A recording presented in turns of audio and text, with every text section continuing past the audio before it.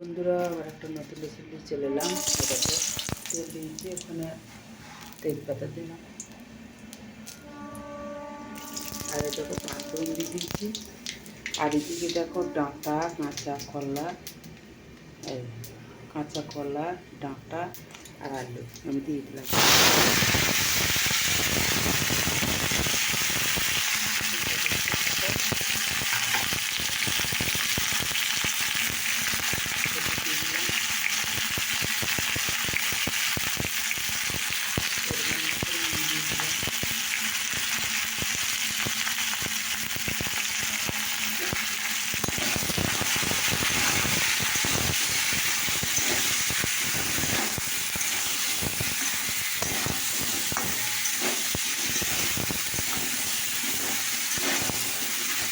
এটাকে একটু ভালো করে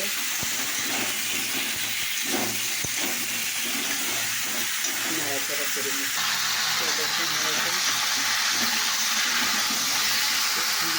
করে নিয়েছি। তো এবার তখন ধীরে ধীরে দেবো। এটা যদি সম্পূর্ণ নিরামিষ হচ্ছে, এটাকে ধীরে ধীরে দিলাম। আর এখানে একটু লঙ্কা দিয়ে দিলাম। এবার আমি জল দিয়ে দিলাম।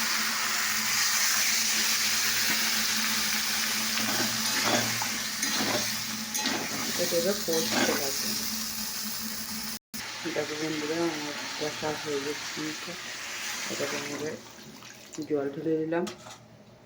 হতে লাগবে। আজ একটু ঝোল রেসিপি হচ্ছে, তো দেখতে পাচ্ছ। এটা এখন করা হয়েছে, তো শুধু নিরামিষ রান্না হচ্ছে। দেখো এদিকে লাল চা হয়েছে, দেখতে পাচ্ছ। দেখো, তো তোমরা এখন দেখতে থাকো তরকারিটা ফুটুক। তো চলো বন্ধুরা দেখি।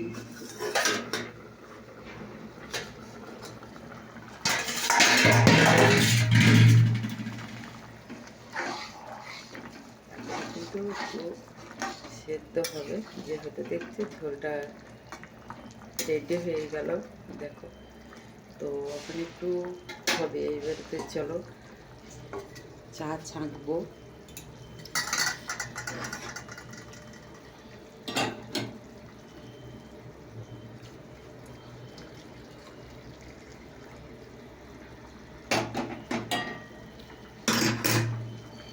তো এই রেসিপিটা বানাতে কিন্তু বেশি কিছু লাগেনি।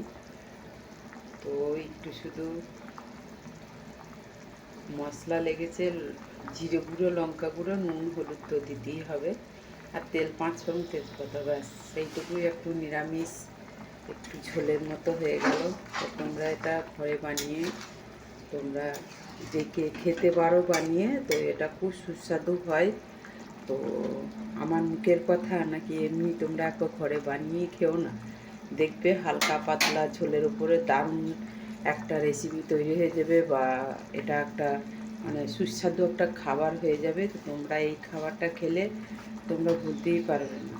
তো প্রথমে আমারও যারা দেখোনি প্রথম থেকে, তাদেরকে আবার আমি একবার বলে দিচ্ছি যে কলাটাকে কেটে একটু জলে মানে নুন হলুদ দিয়ে ভিজিতে দিয়ে হয়েছে। ডাঁটা কেটে নিয়েছি, লম্বাটা আলুটা একটু লম্বা লম্বা কেটে নিয়েছি। এটা হয়েছে তেল, পাঁচফোড়ন দিয়ে একটু নাড়াচাড়া করে হলুদ নুন দিয়ে, তারপরে জিরে গুঁড়ো, লঙ্কা গুঁড়ো দিয়ে একটু কষে নিয়ে আবার জল ঢেলে দিয়ে গেছে। তোমাদের এই রেসিপিটা কেমন লাগলো অবশ্যই জানিও।